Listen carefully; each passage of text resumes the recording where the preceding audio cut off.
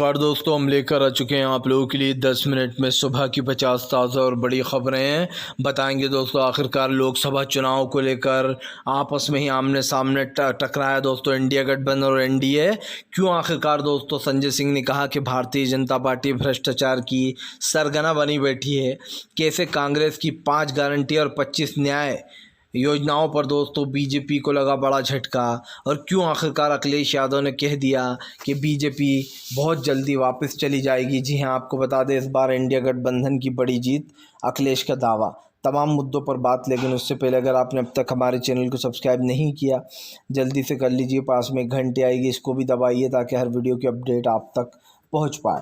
दरअसल दोस्तों आपको बताते चले, बीजेपी के ऊपर जमकर भड़कते हुए नज़र आए जो है यहाँ पर दोस्तों राहुल गांधी बोले हमारी जो तमाम गारंटियां हैं वो हम पूरी करेंगे। बीजेपी की तरह नहीं जिसने देश को 10 साल में सिर्फ बर्बाद किया, नफरत की आग में झोंक दिया हिंदू मुसलमान कर कर। राहुल गांधी ने कहा है कि फ़िलहाल वो 5 न्याय यात्रा जो उन्होंने योजनाएं दी हैं वो और 25 गारंटियां पूरी करेंगे। सबसे पहले हर महिला को सालाना 1 लाख रुपए दिया जाएगा। 30 लाख पद फ़ौरन जीतते से ही इंडिया गठबंधन की जीत के बाद भरे जाएंगे। युवाओं को नौकरियां दी जाएंगी 101%, और ख़ास करके ग्रेजुएट को भी दोस्तों 1 लाख रुपए दिया जाएगा ग्रेजुएशन कंप्लीट होने के बाद। तमाम मुद्दे हैं और भी कई योजनाएं दी गई हैं। आपको बताते चले दोस्तों, फिलहाल संजय सिंह ने बीजेपी के ऊपर साधा निशाना। संजय सिंह बोले भारतीय जनता पार्टी भ्रष्टाचार की सरगना बनी बैठी है, उसने देश में सिर्फ भ्रष्टाचार फैलाया है। दरअसल आपको बताते चले दोस्तों, अब संजय सिंह ने बीजेपी को लपेटे में ले लिया। संजय सिंह का कहना है कि बीजेपी भ्रष्टाचार की सरगना बनी बैठी और वो देश में जो है यहाँ पर ख़ास कर भ्रष्टाचार फैला रही है। उन्होंने कहा कि फ़िलहाल केजरीवाल को एक ऐसे केस में फंसाया जो एक मनधड़क केस है जिसमें मुझे 6 महीने जेल में रखा गया।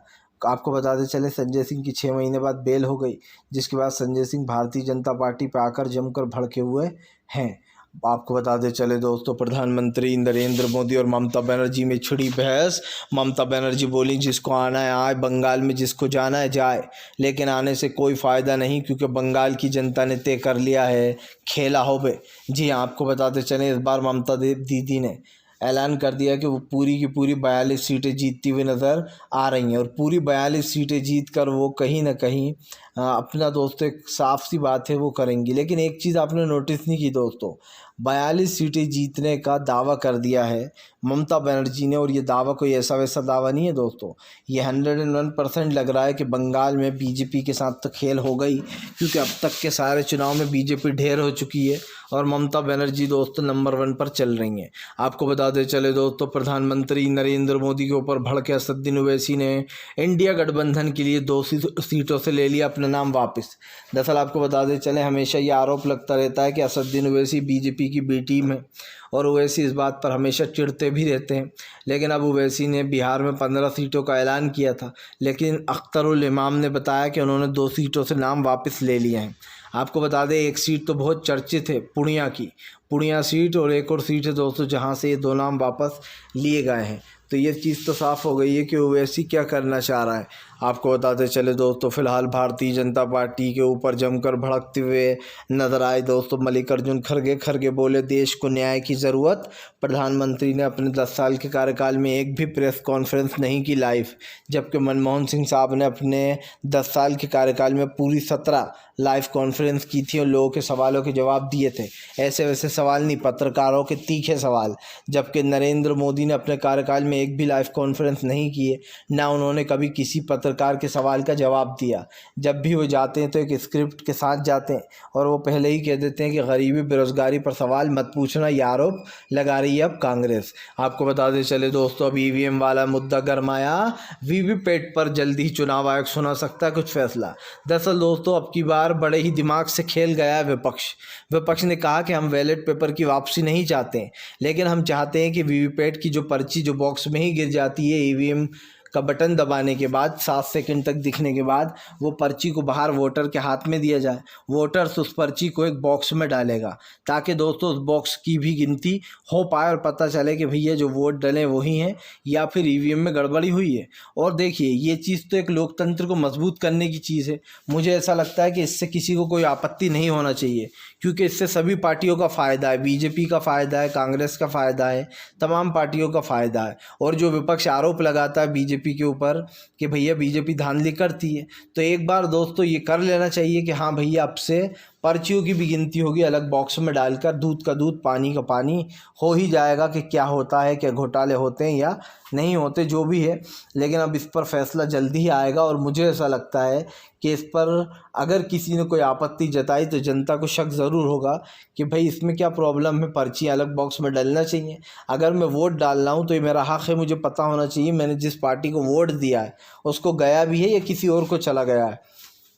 आपको बताते चले दोस्तों, फिलहाल अरविंद केजरीवाल ने कहा बीजेपी पर साधा निशाना। केजरीवाल बोले जेल से ही दिल्ली के लोगों की सेवा करता रहूँगा, मेरा जन्म ही लोगों की सेवा करने के लिए हुआ है। आपको बताते चले अरविंद केजरीवाल जो है यहाँ पर दोस्तों लंबे समय से जेल में बंद है। इसी को लेकर संजय सिंह की तो गिरफ्तारी से भी आज़ादी हो गई 6 महीने के अंदर, लेकिन उन्हें बेल मिली। 6 महीने तक उन्हें जेल में रहना पड़ा। मनीष सिसोदिया को तो लगभग 2 से 3 साल होने वाले हैं। और ऐसे में दोस्तों काफ़ी लंबा समय हो गया सिसोदिया को। अब ये चीज़ तो साफ़ हो गई कि सिसोदिया का लंबे समय जेल में काटने के बाद मामला काफ़ी गड़बड़ा सा गया है। अरविंद केजरीवाल भी जेल में बंद है। आम आदमी पार्टी ऐसे में चुनाव लड़ना चाहती है। अब आप भी समझते हैं, खैर संजय सिंह के आने के बाद पार्टी थोड़ी मजबूत हुई है, क्योंकि दोस्तों संजय सिंह एक बड़े नेता तो हैं ही, लेकिन वो केजरीवाल के साथ जब से पार्टी का निर्माण शुरू हुआ था। तो ऐसे में ये चीज़ तो साफ़ हो जाती है कि फ़िलहाल कुछ लोग कहीं कुछ भी कर लें दोस्तों, जनता उनका सपोर्ट ज़रूर करती है। केजरीवाल यहाँ रहे या जेल में, जनता वोट उन्हीं को देने वाली है। आपको बताते चले दोस्तों, प्रधानमंत्री नरेंद्र मोदी के ऊपर जमकर भड़कते हुए नजर आए राहुल गांधी। राहुल गांधी ने कहा कि फ्री फेयर इलेक्शन नहीं चाहती बीजेपी, देश के लोकतंत्र को कमज़ोर कर रही है। दरअसल आपको बताते चले कांग्रेस ने आरोप लगाया कि प्रधानमंत्री देश में फ्री इलेक्शन नहीं चाहते, वो चाहते हैं कि देश का इलेक्शन दोस्तों ऐसा ही हो। सबसे बड़ी बात यह है कि जब देश में महंगाई, गरीबी और बेरोजगारी जैसे मुद्दों की बात आती है तो बीजेपी दोस्तों भागने का काम करती है। मैं तो सिर्फ एक ही बात पूछना चाहता हूं दोस्तों कि आज जो चीज़ें हो रही हैं, जिस चीज़ों के सवाल पूछे जा रहे हैं, भाई उसमें भारतीय जनता पार्टी को क्या प्रॉब्लम है। और आप भी जानते हैं दोस्तों कि सरकार की नीतियां समझ से बाहर हो चुकी हैं। ये सरकार चाहे कुछ भी कर ले, जनता अपना जवाब मांग कर रहेगी, पूछ कर रहेगी, क्योंकि सरकार दोस्तों आज यहाँ है, लेकिन दोस्तों आगे जो है यहाँ पर काफ़ी बड़े बदलाव होंगे और सरकार की नीतियाँ भी ख़त्म होने वाली हैं। आपको बताते चले दोस्तों, प्रधानमंत्री नरेंद्र मोदी और जो है ख़ास कर कांग्रेस आपस में भिड़ी। नरेंद्र मोदी के तमाम कच्चा चिट्ठा खोल दिया कांग्रेस ने। कांग्रेस का कहना है कि बीजेपी ने तमाम भ्रष्टाचारियों को अपनी पार्टी में भर रखा है। अजीत पवार लैंड घोटाला, जिसके ऊपर प्रधानमंत्री जमकर बरस रहे थे, दूसरे दिन ही अजीत पवार जैसे ही बीजेपी में शामिल हुए उनको क्लीन चिट दे दी गई। यही नहीं दोस्तों, इसमें कई बड़े बड़े नाम दिए गए हैं जिन जिन लोगों ने ये सब कुछ किया है। और जाहिर सी बात है, जब आप किसी को भ्रष्टाचारी बोलते हो, बाद में उसको अपनी पार्टी में ले लोगे तो सवाल तो उठेंगे ही। ये कांग्रेस ने साफ साफ कहा है। आपको बताते चले दोस्तों, फिलहाल कंगना रावत ने बना दिया, बीजेपी का बनवा दिया मजाक।